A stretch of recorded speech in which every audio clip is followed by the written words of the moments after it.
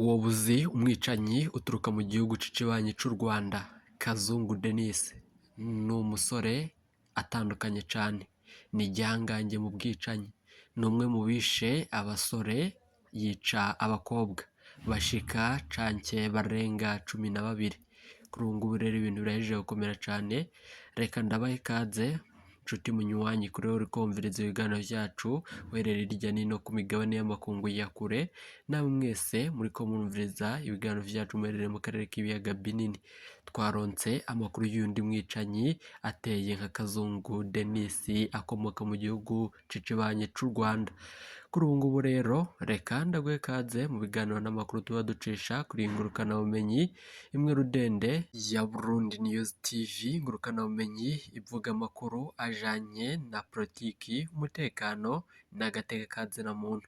Reka ndagukengurukire cane nshuti munywanyi kuri wewe wahejeje gupyonda ijambo sabone, ku batarabikora aka niko karyo ndagusaba umanuke musi y'iyi video urabanditse ijambo sabone upyondeko, uraca urabona hari akazogera nawe nyene upyondeko, hama tuje turabana mu makuru n'ibiganiro tubashitsako misi yose ido n'ido. Kuri ubu ngubu rero ingingo nkuru turazifatira ku makuru akomeye cane ahejeje kudushikira ngaha mu gihugu cacu c'Uburundi, aho hibonekeje umwicanyi akomeye cane. Reka tugaruke ko tumuvugako wese ido n'ido. Ni umusore w'imyaka itari mikeya, nubwo tutobashije kuronka akarangamuntu yiwe, ni nyuma yuko acumise umukunzi wiwe imbugita. Kuri ubu ngubu rero ni umusore ariko aragereranywa n'umwe mwicanyi wibonekeje mu gihugu c'ikibanyi c'u Rwanda, bivugwa ko yoba yarishe abakobwa barenga 12. Kuri ubu ngubu rero vyabereye kw'ibarabara rya 12 umusaga neza neza kakabare k'uwitwa kwa Kadogo Bara. Umusore yitwa Ndereyimana Boris ahejeje gucumita umwigeme bivurwa ko basanzwe bari mu rukundo, ngo bariko baritegura gushinga urugo nk'uko ababazi baturungikiye amakuru. Umumenyesha amakuru wacu akorera ngaho habereye ayo mabi ariko aravuga ivyerekeranye n'iyo dosiye.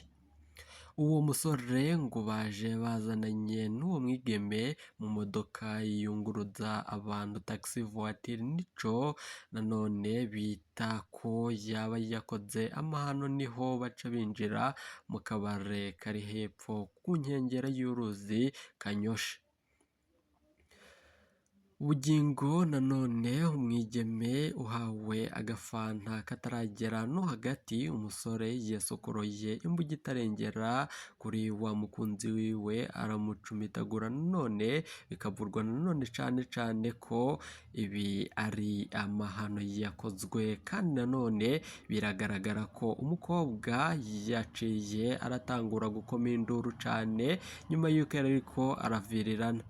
Niho wa musore yaciye atungwa na yameze, ariko ntivyamwemereye kuko abahora hafi baciye bamufata, eka mbere n'inzigo z'umutekano, izo nzego z'umutekano nazo ntizatevye kuhagera. Ubu uwo musore akaba aciwe janwa gukorwako amatohoza n'ay'umwigeme, ajanwa kwa muganga, ariko akaba yariko aravirirana biteye ubwoba.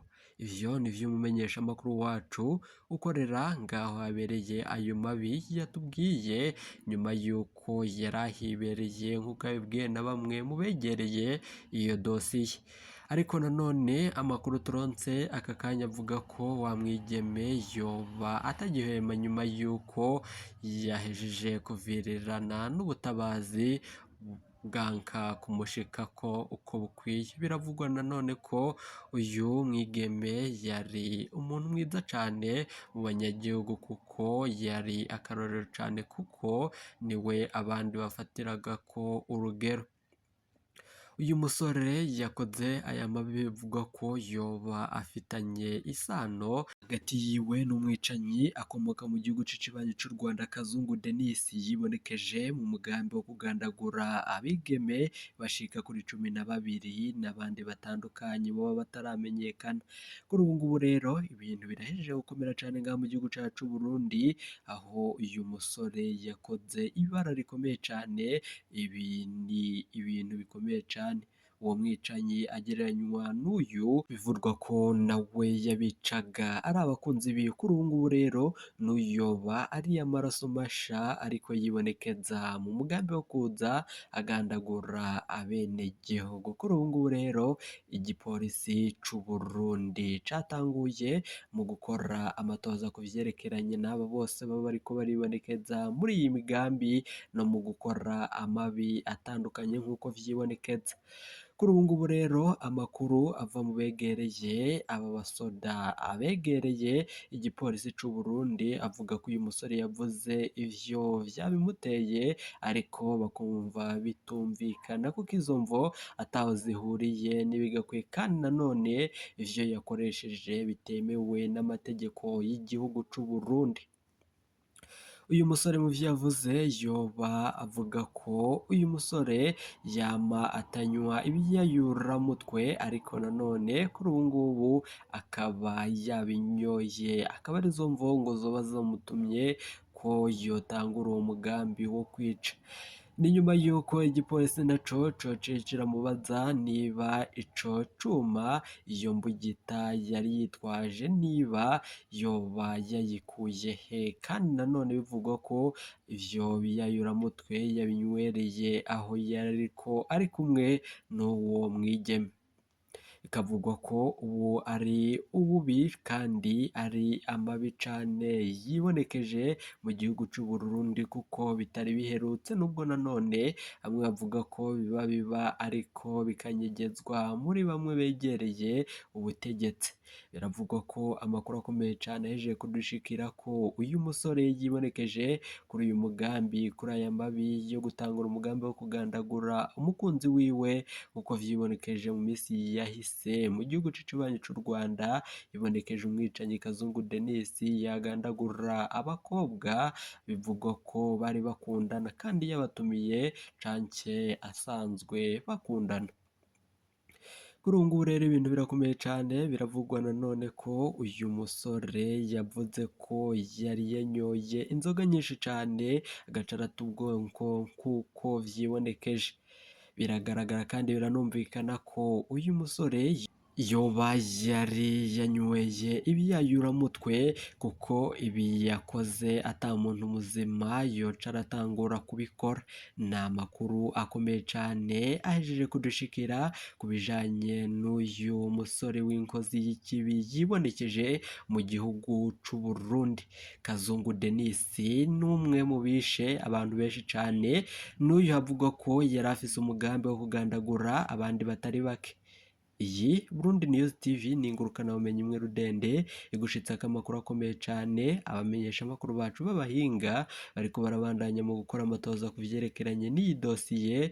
Ico ubutungane buzoca burashikiriza Burundi News TV tuzogitosora tukibashitseko misi yose ido n'ido. Ntimuje kure, Burundi News TV reka ndagukengurukire cane nshuti munywanyi twabanye muri ibi biganiro n'amakuru tuba tubashitsako kuri ingurukana bumenyi ya Burundi News TV. Kuri ubu ngubu turiko turabandanya gukora amatohoza kuri iyi dosi. Twabwiye mu amakuru akomeye cane ko uyu mwicanyi yibonekeje ga mu Burundi arafitanye isano ritaramenyekana na bamwe bariko barabandanya mu gukora amatohoza. Bivuga ko yoba afitanye isano na Kazungu Denis akomoka mu gihugu c'ikibanyi c'u Rwanda.